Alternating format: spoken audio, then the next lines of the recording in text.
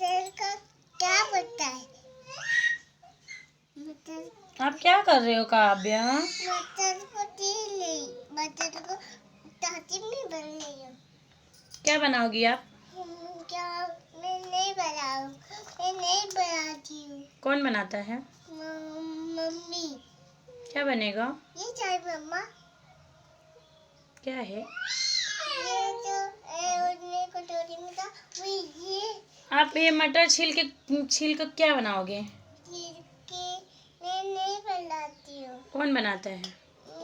Mummy. आपकी मम्मा बनाती है? अच्छा, गाइस को बताओ। गाइस हेलो करो पहले। हेलो हम्म।